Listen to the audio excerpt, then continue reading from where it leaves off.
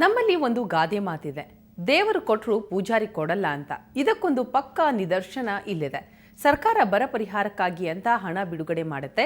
ರೈತರ ಹಣ ರೈತರಿಗೆ ಕೊಡಲು ಇಲ್ಲೊಬ್ರು ವಿಲೇಜ್ ಅಕೌಂಟೆಂಟ್ ಲಂಚದ ಬೇಡಿಕೆ ಇಟ್ಟಿದ್ದಾರೆ.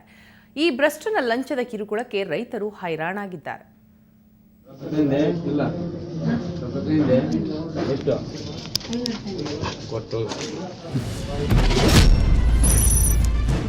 ಕೇಳಿದ್ರಲ್ಲ, ಈ ಅಧಿಕಾರಿ ಹೇಳೋ ಮಾತನ್ನ. ರೊಕ್ಕ ತಂದಿದ್ದೀಯಾ ಅಂತ ಹೇಗೆ ರೈತರನ್ನ ಕೇಳ್ತಾನೆ ಅಂತ.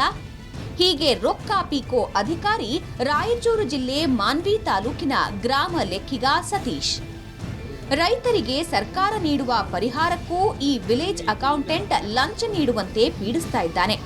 ಲಂಚ ಕೊಟ್ರೆ ಮಾತ್ರ ಪರಿಹಾರ, ಇಲ್ಲವಾದ್ರೆ ಇಲ್ಲ ಅಂತ ನೇರವಾಗಿ ರೈತರಿಗೆ ದಬಾಯಿಸ್ತಾ ಇದ್ದಾನೆ. ಈ ಎಕ್ಸ್ಕ್ಲೂಸಿವ್ ವಿಡಿಯೋ ಸುವರ್ಣ ನ್ಯೂಸ್ಗೆ ಲಭ್ಯವಾಗಿದೆ.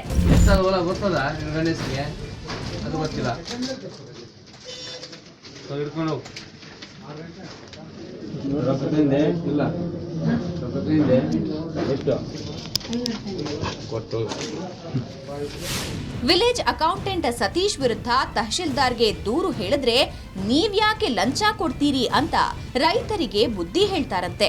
ಆದ್ರೆ ಈ ಲಂಚಬಾಕ ಸತೀಶ್ಗೆ ಮಾತ್ರ ಬುದ್ಧಿ ಹೇಳೋ ಕೆಲಸ ಮಾಡಿಲ್ಲ. ಇದರಿಂದ ಇನ್ನಷ್ಟು ಅನುಮಾನಗಳು ತಳುಕು ಹಾಕೊಂಡಿವೆ.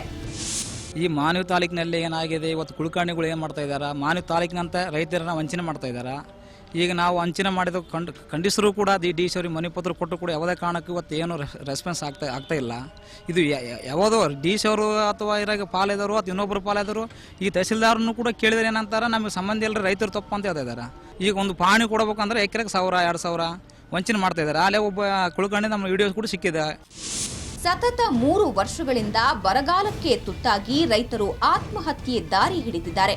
ಈ ಪರಿಸ್ಥಿತಿಯಲ್ಲಿ ರೈತರಿಗೆ ಬೆನ್ನೆಲುಬಾಗಿ ನಿಲ್ಲಬೇಕಾದವರೇ ರೈತರ ಬೆನ್ನು ಮುರಿತಿದ್ದಾರೆ. ರೈತರು ಲಂಚ ಪಡೆಯೋ ದೃಶ್ಯಾವಳಿಗಳನ್ನ ಮೊಬೈಲ್ನಲ್ಲಿ ಸೆರೆ ಹಿಡಿದು ತಹಶೀಲ್ದಾರ್ರಿಂದ ಹಿಡಿದು ಜಿಲ್ಲಾಧಿಕಾರಿಗೂ ನೀಡಿದ್ದಾರೆ. ಆದರೆ ಪ್ರಯೋಜನ ಮಾತ್ರ ಶೂನ್ಯ. ತನಿಖೆ ನಡೆಸ್ತೇನೆ ಅಂತ ಜಾರಿಕೊಳ್ತಾರೆ ಡಿಸಿ ಸಾಹೇಬ್ರು.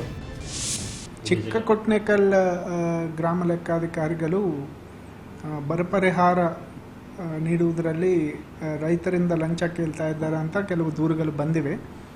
ಆ ದೂರುಗಳ ಬಗ್ಗೆ ಸ್ಥಾನಿಕವಾಗಿ ಒಂದು ವಿಚಾರಣೆ ಮಾಡಿಸಿ ತಹಸೀಲ್ದಾರರಿಂದ ವರದಿ ಪಡೆದು ಅವರು ನಿಜವಾಗಲೂ ಅಂಥ ಕೆಲಸಗಳನ್ನು ಮಾಡ್ತಿದ್ರೆ ಅವ್ರ ಮೇಲೆ ಕಾನೂನಾನುಸಾರ ಕ್ರಮ ಕೈಗೊಳ್ಳಲಾಗುವುದು.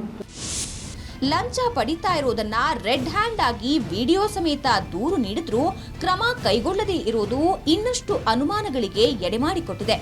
ಇನ್ನಾದರೂ ಜಿಲ್ಲಾಡಳಿತ ಎಚ್ಚೆತ್ತು ರೈತರ ಸಮಸ್ಯೆಗಳಿಗೆ ಸ್ಪಂದಿಸಬೇಕಿದೆ.